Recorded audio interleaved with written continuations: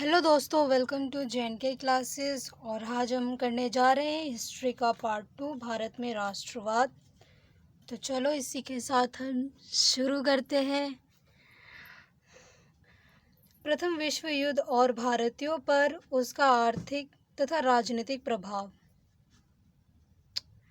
British सरकार ने युद्ध पर किए गए खर्चे की भरपाई के लिए करों में वृद्धि कर दी।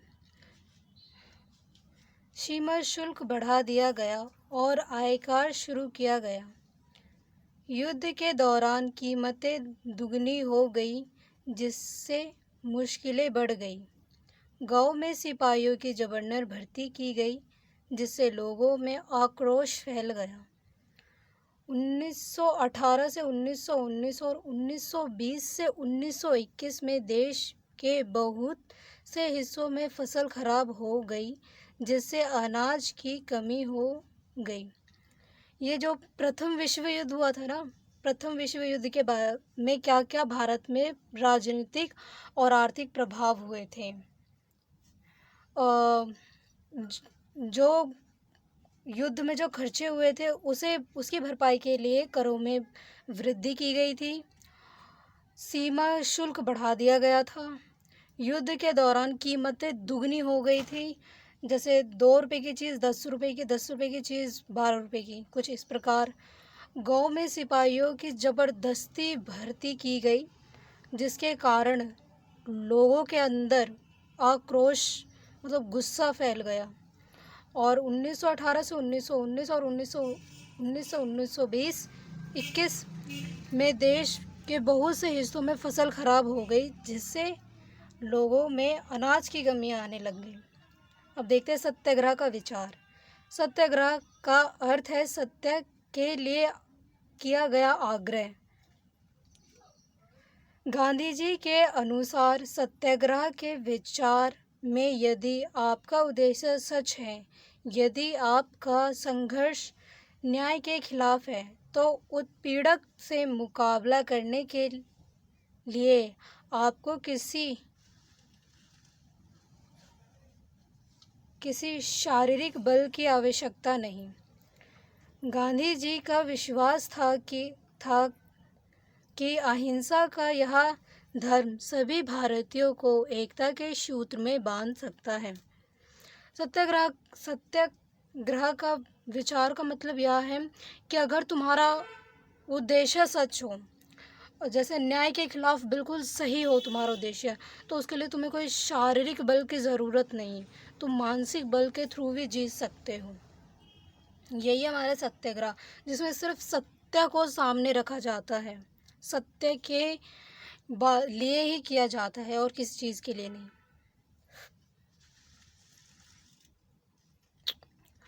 असहयोग आंदोलन से पहले 1915 में भारत आने के बाद गांधी जी द्वारा किए गए आंदोलन।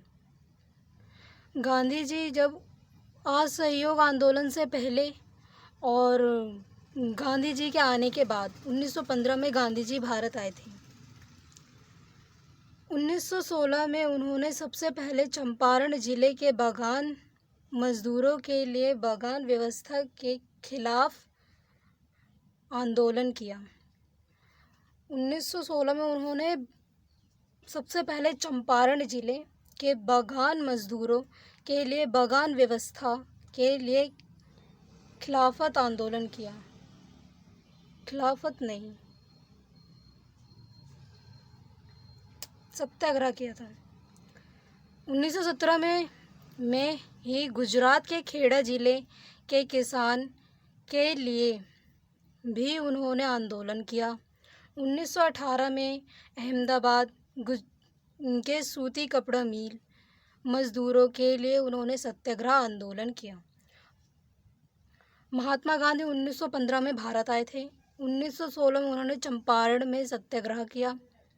1917 में उन्होंने गुजरात के खेड़ा जिले में किसानों के लिए सत्याग्रह किया और 1918 में गुजरात के अहमदाबाद में सूती कपड़ा मिल में सत्याग्रह आंदोलन किया।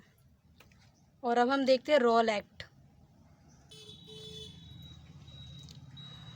आपने तीनों आंदोलनों की कामयाबी से उत्साहित गांधी जी ने 1919 में रॉल्ट एक्ट के खिलाफ एक राज्यव्यापी सत्याग्रह आंदोलन चलाने का फैसला किया, क्योंकि इस कानून को बहुत ही जल्दबाजी में पारित किया गया था। इस कानून के ज़रिए सभी राजनीतिक गतिविधियों पर रोक लगा दी गई। राजनीतिक कैदियों को बिना मुकदम चलाए 2 वर्ष तक जेल में रखा जा सकता है। ये रॉल एक्ट क्या था? 1919 में लागू किया गया था।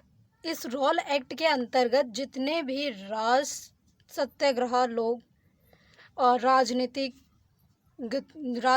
के लोग, इन सब को बिना मुकदम चलाए जेल में रखने की इजाज़त थी। बिना मुकदमा चलाए जेल में रखने की 2 साल तक बिना मुकदमा चलाए इन्हें जेल में रखा जा सकता था, और बिना मतलब किसी को भी हम अपनी मर्ज़ी से डाल सकते थे। ये था रॉल एक्ट। इसके कारण गांधी जी ने 1919 में ही एक राष्ट्रव्यापी सत्याग्रह चलाने का फैसला किया था। जैसे कि हम देखते हैं जलियांवाला बाग हत्याकांड क्या था। 13 अप्रैल 1919 को जलियांवाला बाग हत्याकांड हुआ। उस दिन अमृतसर में बहुत सारे गांव वाले सालाना बैसाखी, सालाना मतलब हर साल की तरह, सालाना बैसाखी मेले में शिरकत करने के लिए जलियांवाला बाग मैदान में जमा हुए थे। काफ़ी लोग तो सरकार द्वारा किए गए दमनकारी कानून का विरोध प्रकट करने के लिए एकत्रित हुए। यह मैदान चारों तरफ से बंद था। शहर से बाहर होने के कारण वहां जुटे लोगों को यह पता नहीं था कि इलाके में मार्शल लॉ लागू किया जा चुका है। जनरल डायर हथियारबंद सैनिक के साथ वहां पहुंचा और जाते ही उसने मैदान से बाहर निकलने वाले सारे रास्ते को बंद कर दिया। इसके बाद उसके सिपाहियों ने भीड़ पर अंधाधुंध गोली चला दी। सैकड़ों लोग मारे गए। जनरल डायर ने सत्याग्रहियों के मन में दहशत का भाव पैदा करने के लिए ऐसा किया। जलियांवाला बाग हत्याकांड 13 अप्रैल 1919 को हुआ था। अमृतसर के गांव में बैसाखी मनाने वाले लोग यहाँ इकट्ठा हुए थे, और जो सरकार ने जो कानून लागू कर रखा था दमनकारी, जो बहुत ज़्यादा दुष्ट था जैसा कानून, उसके विरोध के लिए, और बैसाखी मेले में भी ये लोग आए थे। और ये जो जलियांवाला बाग था ये चारों तरफ से बंद था, सिर्फ एक ही गेट था में, और बहुत ऊंची दीवार थी इसकी। शहर से बाहर होने के कारण जो यहाँ लोग हैं उनको यहाँ नहीं पता था कि गांव मार्शल लॉ लागू है। गांव में मार्शल लॉ यह एक ऐसा कानून था कि इस कानून के तहत एक बार में 2 या 3 लोग इकट्ठा नहीं हो सकते थे, पर मेले में तो सैकड़ों लोग होते हैं। फिर जनरल डायर अपने सैनिक के साथ आया, बहुत सारे हथियार लेकर, और उसने फिर उन सारे लोगों पर गोलियां चला दी, उन सारे भीड़ों पर गोलियां चला दी। जनरल डायर ने ऐसा इसलिए किया सत्याग्रहियों पर ताकि उनके अंदर दहशत, डर का भाव बैठ जाए।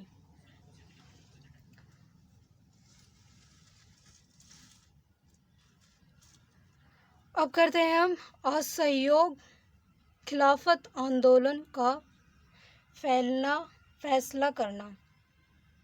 असहयोग आंदोलन खिलाफत का फैसला करना। असहयोग खिलाफत आंदोलन का फैसला। चलो शुरू करते हैं।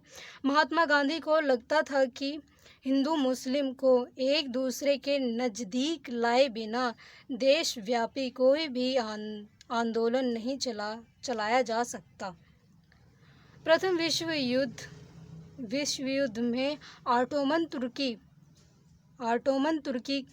हार ऑटोमन तुर्की की हार होने के कारण यह अफवाह फैल गई थी कि ऑटोमन सम्राट पर एक बहुत सख्त संधि थोपी जाएगी। इसी सिलसिले में मुंबई में खिलाफत समिति का गठन किया गया और शौकत अली कहाँ खिलाफत समिति का गठन कहाँ हुआ था? मुंबई में। मुंबई में खिलाफत समिति का गठन किया गया था और शौकत अली तथा मोहम्मद अली बंधु ने महात्मा गांधी के साथ इस मुद्दे पर संयुक्त कार्रवाई की करने की चर्चा की। 1909 में लिखी अपनी किताब हिंद स्वराज में महात्मा गांधी जी ने लिखा था कि ब्रिटिश शासन भारतीयों के सहयोग से ही स्थापित हुआ है। ये पुस्तक कब लिखी थी? 1909 में। पुस्तक का नाम है हिंद स्वराज। इसमें क्या लिखा था कि ब्रिटिश सरकार भारतीयों के ही सहयोग से स्थापित हुई थी।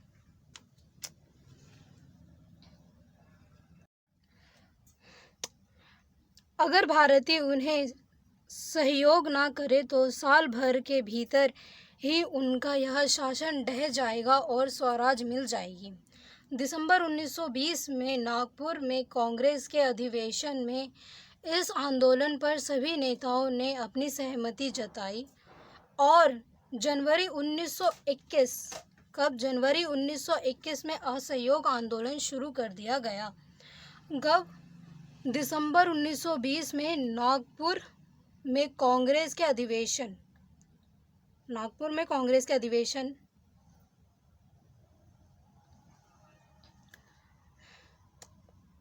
और जनवरी 1921 में असहयोग आंदोलन शुरू किया गया। ठीक है, अब देखते हैं असहयोग खिलाफत आंदोलन की शुरुआत तथा आंदोलन का प्रभाव। शहरों में आंदोलन का प्रभाव, ठीक है, शहरों में भी देखेंगे, असहयोग खिलाफत आंदोलन भी देखेंगे और आंदोलन का क्या प्रभाव था वो भी देखेंगे। सामाजिक प्रभाव, इसकी शुरुआत मध्य वर्ग से हुई, मिडिल से हुई। विद्यार्थियों ने स्कूल कॉलेज छोड़ दिया। हेड मास्टर एवं शिक्षकों ने इस्तीफा दे दी। वकील ने मुकदमा लड़ना बंद कर दिया। ये था सामाजिक प्रभाव। सामाजिक प्रभाव हमने क्या क्या देखा? ये मध्य वर्ग से शुरू हुई थी। विद्यार्थियों ने स्कूल छोड़ दिया, हेडमास्टर ने स्कूल छोड़ दिया, हेडमास्टर ने इस्तीफा दे दिया था और वकील ने मुकदमा लड़ना बंद कर दिया। आर्थिक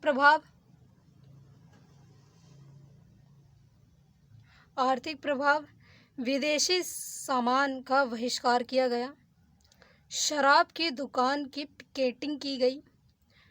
पिकेटिंग का मतलब उसके आगे बिल्कुल बंद कर दिया कि हाँ अब इसके आगे लोग नहीं जा सकते हैं या नहीं ले सकते हैं, उसको पिकेटिंग कहते हैं, जिसमें हम छापा मार देना। विदेशी कपड़ों को भारी मात्रा में जला दिया गया।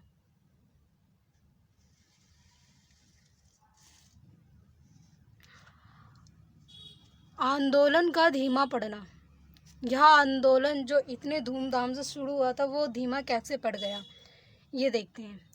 आंदोलन की सफलता के लिए वैकल्पिक भारतीय संस्था की स्थापना जरूरी थी ताकि ब्रिटिश संस्थानों के स्थान पर उनका प्रयोग किया जा सके।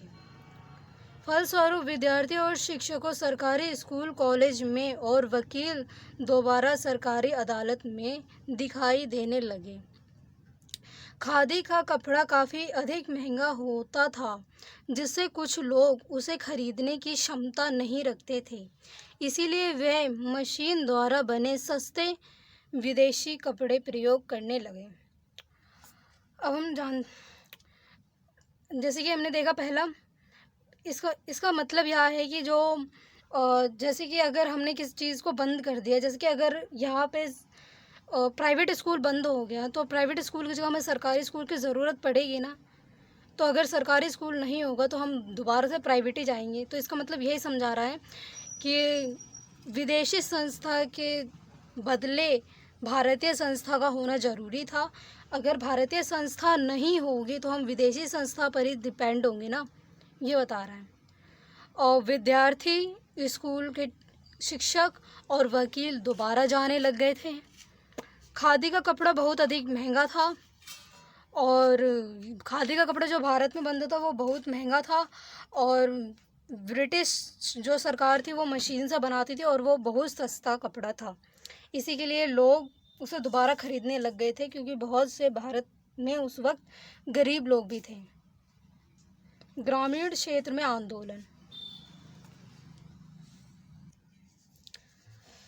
गांव में किसान बहुत दयनीय स्थिति में जीवन जी रहे थे।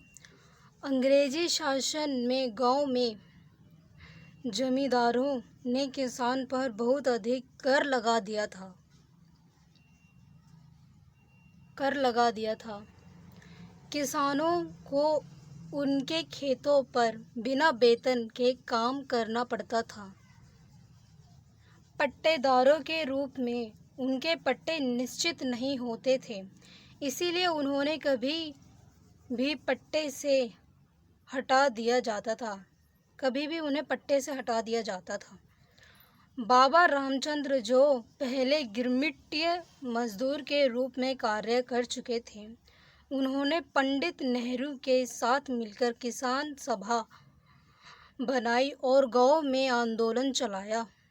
गांव में किसान ने जमींदारों की नाई धोबी सुविधा बंद करने का फैसला किया।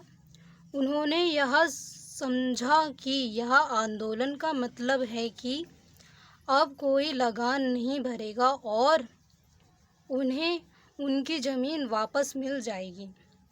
इसीलिए उन्होंने हिंसा का रास्ता अपनाया और जमींदारों के घर एवं अनाज भंडार लूट लिया।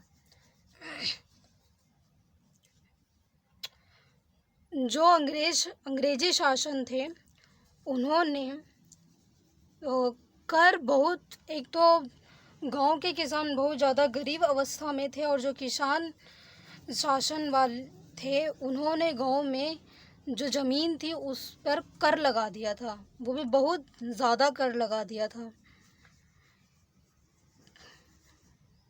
और जो किसान उस खेत में काम करता था उसका कोई वेतन नहीं मिलता था। वेतन मतलब पैसा, अवकाश, उसको कोई वेतन नहीं मिलता था। और उनके पट्टे मतलब किराए पे ज़मीन लेना, और उनके पट्टे निश्चित नहीं हुआ करते थे और उन्हें कभी भी पट्टे से हटा दिया जाता था। एक बाबा रामचंद्र जो पहले गिरमिटिया मजदूर वो होते थे जिनको एक इंडिया से किसी व्यक्ति को ले जाया जाता था और आउट ऑफ इंडिया में काम करवाया जाता था। उसकी पहचान उसके नंबर से की जाती थी, ना उसे कोई पैसा मिलता था, ना वो कभी अपने गांव आ सकता था। मतलब उसका वहीं रहना है और वहीं खाना है। उसे गिरमिटिया मजदूर वो थे बाबा रामचंद्र, जो पंडित जवाहरलाल नेहरू के साथ मिलकर गांव में जो किसान थे उनके लिए आंदोलन चलाया। और गांव के किसानों के लिए नाई और सुविधा बंद करवा दी गई। जमींदारों के लिए गांव में जो किसान थे उन्होंने जमींदारों के लिए नाई धोबी की सुविधा बंद करवा दी गई। और जो किसान लोग थे उन्होंने यह समझा कि अब इस आंदोलन का मतलब यह है कि अब हमें लगान नहीं भरना पड़ेगा और हमें ज़मीन वापस मिल जाएगी। इसीलिए उन्होंने हिंसक रास्ता अपनाया और जमींदार के घरों अनाज लूट लिया।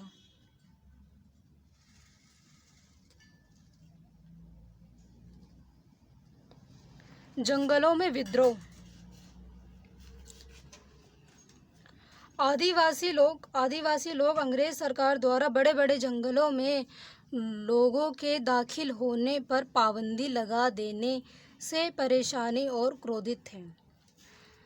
जब सरकार ने उन्हें सड़क निर्माण के लिए जबरन बेगार करने पर बेगार करने पर मजबूर किया तो उन्होंने बगावत कर दी। उनके नेता का नाम अल्लूरी सीतारमन राजू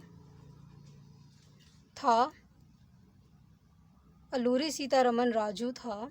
जो कि अपने आप को ईश्वर का अवतार बताता था। उसने लोगों को खादी पहनने और शराब छोड़ने के लिए प्रेरित किया, क्योंकि वह गांधी जी के विचारों से बहुत अधिक प्रभावित था। आदिवासियों ने इस आंदोलन का यह मतलब समझा कि पहले की तरह वह जंगल अब उनके अपना है, उन पर उन्हीं का अधिकार है। उनके नेतृत्व में आंध्र प्रदेश के गुडेम पहाड़ के गुडेम विद्रोही ने पुलिस थाने पर हमला किया, ब्रिटिश अफसरों को मारने का प्रयास किया, गुरिल्ला युद्ध चलाया। कब? 1924 में अल्लूरी सीताराम राजू को फांसी दे दी गई। कब फांसी दे दी गई थी? 1924 में। और गुरिल्ला युद्ध कब चलाया गया था? 1924 में। जंगलों में विद्रोह को एक बार हम ऐसे ही सारांश पढ़ लेते हैं। जो आदिवासी थे, वो ब्रिटिश सरकार ने जंगलों पर आदिवासियों के घुसने पर पाबंदी लगा दी गई थी। उससे वो ना जंगलों से फल ले सकते थे, ना लकड़ बीन सकते थे, मतलब किसी प्रकार से वो जंगल में ना पशु चरा सकते थे। और जब सड़क का निर्माण हो रहा था तो आदिवासियों को बेघर कर दिया गया था, उनके घर से हटा दिया गया था, जिसका घर उस रास्ते पे आ रहा था। और जो उनका नेतृत्व, मतलब उनके खिलाफ जो लड़ाई लड़ रहा था, उसका नाम था अल्लूरी सीतारमन राजू। अपने आप को वो ईश्वर का संतान बताता था। उसने लोगों को खादी पहनना और शराब छोड़ने के लिए प्रेरित किया, और वो गांधी जी के विचार से अधिक प्रभावित था। आदिवासी ने इस आंदोलन का यह मतलब समझा कि अब वह जंगलों में पहले की तरह आ जा सकते हैं, पशु चढ़ा सकते हैं, और उनके सामने ही आंध्र प्रदेश के गुडेम पहाड़ी इलाके में आदिवासियों ने पुलिस थानों पर हमला कर दिया गया था, ब्रिटिश अफसरों को मारा था और फिर गुरिल्ला युद्ध चलाया, और 1924 में अल्लूरी सीतारमन राजू को फांसी दे दी गई थी। बगानों में स्वराज। 1859 के इंग्लैंड इमिग्रेशन एक्ट के तहत, कब? 1859 इंग्लैंड इमिग्रेशन एक्ट के तहत बगान मजदूरों को बगान से बाहर जाने की अनुमति नहीं थी। मजदूरों के लिए आज़ादी का मतलब था कि वे उन चार दीवारियों से जब चाहे आ जा सकते थे जिसमें उन्हें कैद करके रखा गया था। जब उन्होंने इस आंदोलन के बारे में सुना तो हज़ारों मजदूरों ने अपने अफसरों के आदेश मानने से इनकार करने लगे। वे बगान छोड़कर अपने घर भागने लगे। उन्हें लगता था कि अब उन्हें गांव में अपनी ज़मीन मिल जाएगी, लेकिन वे अपनी मंजिल तक नहीं पहुंच पाए। रेलवे और स्टीमरों की हड़ताल के कारण वे रास्ते में ही रह गए और अंग्रेज़ों द्वारा दोबारा पकड़े गए। बगान में स्वराज का मतलब यह है कि जैसे कि इंडिया से बहुत सारे लोग जैसे श्रीलंका ले गए।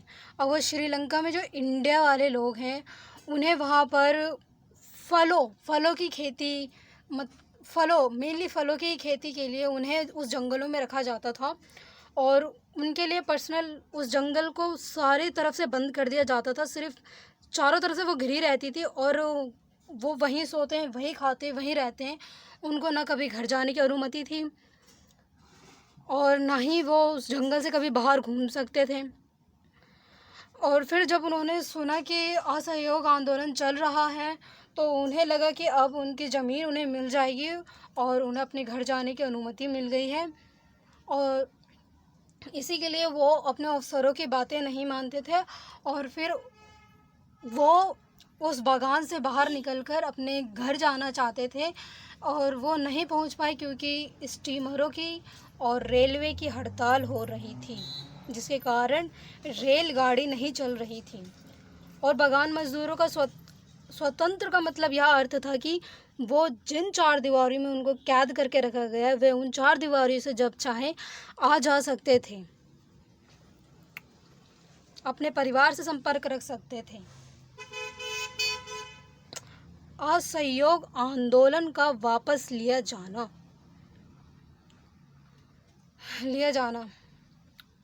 फरवरी 1922 में उत्तर प्रदेश में गोरखपुर स्थित चोरा चोरी में बाजार से गुजर रहा एक शांतिपूर्वक जुलूस पुलिस के साथ एक हिंसक टकराव में बदल गई। कब? फरवरी 1922। कहाँ? गोरखपुर। कौन से स्थित चोरी चोरा बाजार से एक शांतिपूर्वक जुलूस जा रही थी और उसने पुलिस पर एक हिंसक टकराव में बदल गई। पुलिस इस घटना के बारे में सुनते ही महात्मा गांधी जी ने असहयोग आंदोलन वापस का ऐलान कर दिया। जो ये चोरी चोरा था, इसमें क्या हुआ था कि वो जो जुलूस निकल रही थी, उस जुलूस में से कई लोगों ने ब्रिटिश के पुलिस स्थानों पर आग लगा दी थी।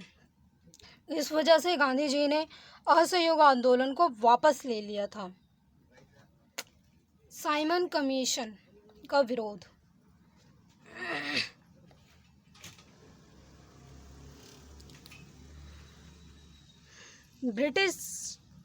ब्रिटेन की नई सरकार ने भारत में संवैधानिक व्यवस्था का अध्ययन करने के लिए और उसके बारे में सुझाव देने के लिए सर जॉन साइमन की अध्यक्षता में एक आयोग बनाया।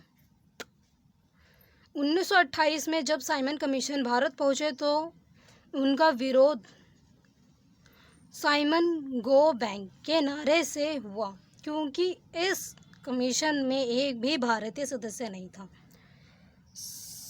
ब्रिटेन जो साइमन कमीशन था वो भारत इसलिए आना चाहता था कि वो भारत की संवैधानिक व्यवस्था को जानना और भारत के नागरिकों की मदद करने के लिए वो भारत आना चाहते थे। और जब 1928 में साइमन कमीशन भारत आया तो लोगों ने साइमन गो बैंक से नारा इसलिए दिया क्योंकि उस कमीशन में एक भी भारतीय नागरिक नहीं था, सारे के सारे विदेशी थे। और जब भारतीय नागरिक नहीं होगा तो हमारी मदद कौन करेगा, हमारे बारे में उन्हें कौन बताएगा कि हमें यह चीज़ की आवश्यकता है, चाहे हमें यह चीज़ चाहिए। अब देखते हैं 1930 पूर्व स्वराज की मांग। साइमन कमीशन के विरोध को शांत करने के लिए लॉर्ड इरविन ने लंदन में गोलमेज सम्मेलन में कांग्रेस नेताओं की बात सुनने का आश्वासन दिया। इस प्रस्ताव से कांग्रेस के नेता संतुष्ट नहीं थे। दिसंबर 1929 में जवाहरलाल नेहरू की अध्यक्षता में कांग्रेस के लाहौर अधिवेशन में पूर्ण स्वराज्य की मांग को मान लिया गया और तय किया गया कि 26 जनवरी 1930 को पूर्ण स्वराज्य के लिए संघर्ष की शपथ ली जाएगी। इस कारण से 26 जनवरी का दिन हमारे भारतीय इतिहास में बहुत महत्वपूर्ण है। साइमन कमीशन का विरोध करते हुए जो लॉर्ड इरविन ने साइमन कमीशन का विरोध कौन कर रहा था? कांग्रेस के नेता, कांग्रेस के नेता बने ना, हाँ। और वो बहुत नाराज़ भी थे और उनकी बात सुनने के लिए लंदन में गोलमेज सम्मेलन किया गया ताकि वो अपनी बातें अपने सामने रख सकें। किसके नेतृत्व में? लॉर्ड इरविन के नेतृत्व में। और इस प्रस्ताव से कांग्रेस के नेता बिल्कुल भी खुश नहीं थे और दिसंबर 1929 को जवाहरलाल नेहरू की अध्यक्षता सामने ही पूर्ण स्वराज्य की शपथ ली गई थी और पूर्ण स्वराज्य के लिए संघर्ष की शपथ, और 26 जनवरी 1930 को यह शपथ ले ली गई थी। और इसी कारण 26 जनवरी का दिन हमारे इतिहास का एक बहुत महत्वपूर्ण दिन है।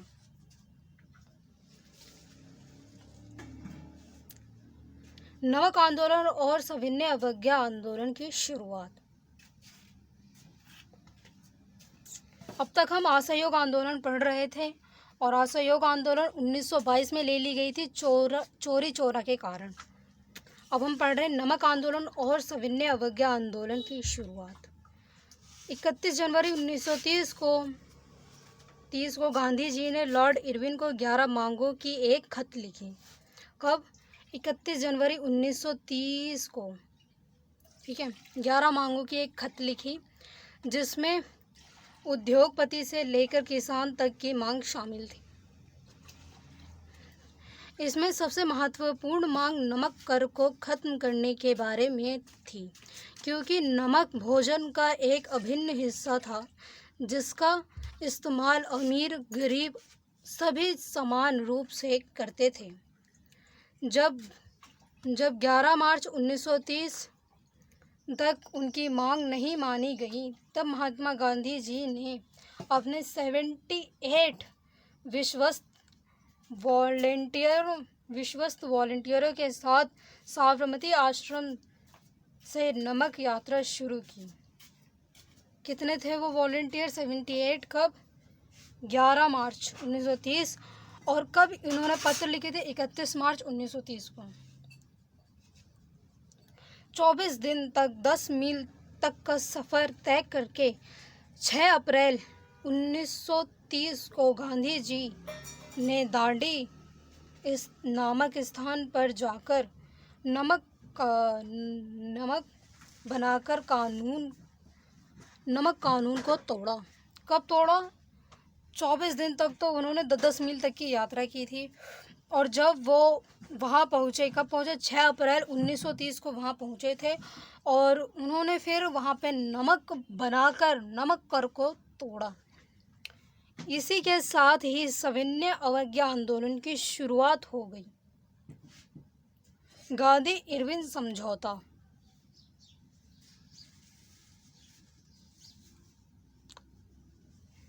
पाँच मार्च 1931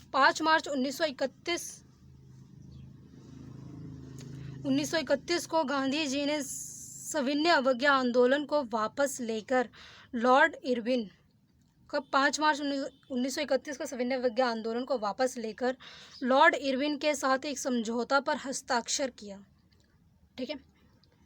इस समझौता में गांधी जी लंदन में होने वाले दूसरे गोलमेज सम्मेलन में हिस्सा लेने पर राजी हुए। इसके बदले सरकार राजनीतिक कैदियों को रिहा करने पर राजी हो जाएगी।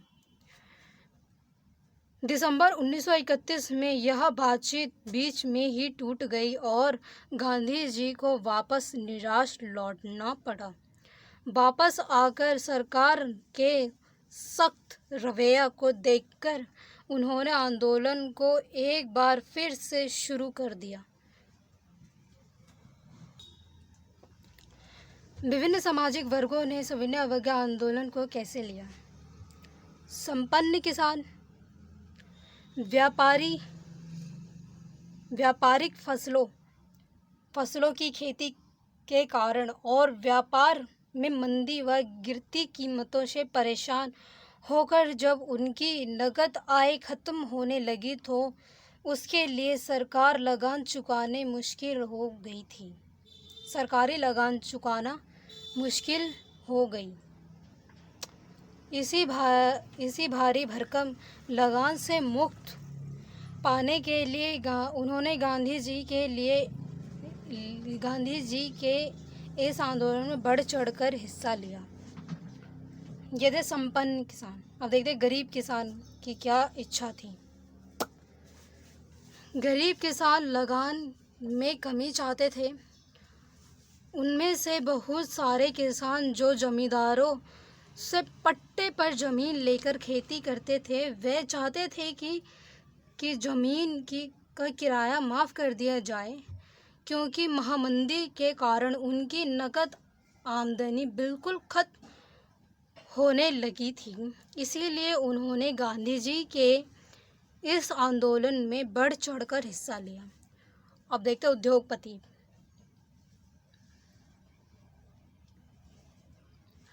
आर्थिक महामंदी के दौरान भारतीय उद्योगपति का व्यापार चौपट हो गया। जब उन्होंने अंग्रेज़ों की नीतियों की बुनियादी की बात, तो उनके व्यापार पर अंकुश लगा दिया गया। वे चाहते थे कि विदेशी वस्तु पर अधिक शुल्क लगा दिया जाए, जिससे उनके आय में कमी आ सके। इसीलिए उन्होंने गांधी जी के इस आंदोलन में बढ़ चढ़कर हिस्सा लिया।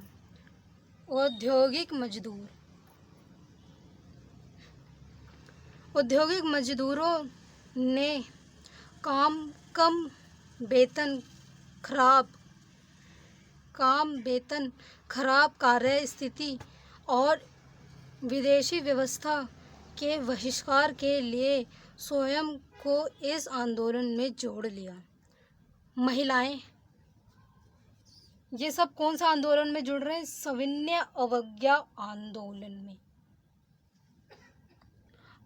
क्वेश्चन यहाँ भी बन सकता है, सविनय अवज्ञा आंदोलन में महिलाओं की क्या भागीदारी थी? गरीब किसान की किस प्रकार भागीदारी थी? देखते हैं महिलाओं की। महिलाओं ने बहुत बड़ी संख्या में रैली में भाग लिया, नमक बनाया, विदेशी कपड़ों का बहिष्कार और शराब की दुकानों पर धरने दिए। कई महिलाओं इस आंदोलन के दौरान जेल भी गई थी। उन्हें लगता था कि इस आंदोलन के ज़रिए समाज में उनकी स्थिति अच्छी हो जाएगी, इसीलिए उन्होंने इस आंदोलन में गांधी जी के साथ दिया। सविनय अवज्ञा आंदोलन 1930 से 1934 की सीमाएं। क्या क्या हुआ था सविनय अवज्ञा आंदोलन में? अछूत या दलित वर्ग का सुझाव दलित वर्ग आंदोलन की तरफ था, इसीलिए इस वर्ग ने इस आंदोलन के प्रति अपनी उदासीन दिखाई। भारत में समाजवाद के बढ़ते प्रभाव के कारण व्यापार और उद्योगपति ने भी इस आंदोलन के प्रति अपनी उदासीन दिखाई। मुस्लिम राजनीतिक संगठन ने भी इस आंदोलन में कई गर्मजोशी नहीं दिखाई।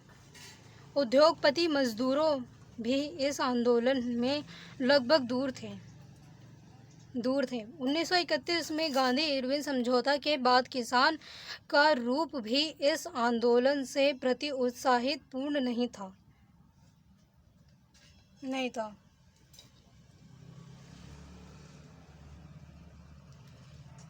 पूना पैक्ट 1932। 1930 तक कांग्रेस ने अछूतों की ओर ध्यान नहीं दिया। कांग्रेस ऊंची जाति वाले हिंदू सनातन पंथियों से डरे हुए थे। बहुत सारे दलित नेता अपने समुदायों की समस्याओं का अलग हल चाहते थे। डॉक्टर भीमराव अंबेडकर ने 1930 में दलित वर्ग एसोसिएशन बनाई और दूसरे गोलमेज सम्मेलन में अलग चुनाव क्षेत्र की मांग की।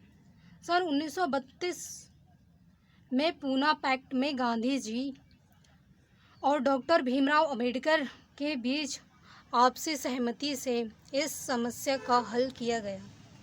यह था पूना पैक्ट, जिसमें दलित वर्ग एसोसिएशन की बहुत ज़्यादा ध्यान दिया गया था। और 1932 में डॉक्टर भीमराव अंबेडकर चाहते थे कि इनका अलग चुनाव स्थान हो, और कांग्रेस के नेता इस छोटी जातियों पर इसलिए ध्यान नहीं दे पाते थे क्योंकि वो ऊंची जातियों के पंथियों से डरते थे। सामूहिक अपनेपन का भाव क्या है? 20वीं सदी में लोगों में राष्ट्रवाद की भावना को विभिन्न माध्यमों के जरिए जागृत किया गया। कब? 20वीं सदी में, 20th सेंचुरी में। किस प्रकार जागृत किया गया था? वैसे थे चित्र। रविंद्रनाथ टैगोर ने प्रसिद्ध भारत माता का चित्र की रचना की, जैसे भारत माता को एक देवी के रूप में दिखाया गया। गीत। 1870 के दशक में बंकिम चंद्र चट्टोपाध्याय ने मातृभूमि को समर्पित एक गीत भारत वंदे मातरम लिखा। कब? 1970 में। किसने? बंकिम चंद्र चट्टोपाध्याय ने लिखा था। इसके बाद में उनके उपन्यास आनंदमठ में शामिल किया गया। तिरंगा झंडा। 1921 तक गांधी जी ने भी स्वराज का एक झंडा तैयार कर लिया था। यह तिरंगा सफ़ेद, हरा और लाल है, सुनहरा नहीं है, लाल था, और इसके मध्यम गांधीवादी प्रतिचरखे को जगह दी गई थी। जुलूस में यह झंडा थामे चलना शासन के प्रति अवज्ञा का संकेत था। लोक कथाएं। इतिहासकारों ने राष्ट्रीय गौरव को बढ़ाने वाले लोक कथाओं और लोकगीत को इकट्ठा किया, जो हमारी संस्कृति को तस्वीरों पेश करती थी। इतिहास पुनर्व्यवस्था ने अपनी उस इतिहास के बारे में दोबारा से लिखा जब हमारा देश विभिन्न क्षेत्रों में विकास की चरण सीमा पर था। उन्होंने यह भी दिखाया कि गुलाम बनने के कारण हमारी इन उपलब्धता की किस प्रकार से पतन हो गई थी। और कुछ इम्पोर्टेंट क्वेश्चन इसके बाद देखते हैं।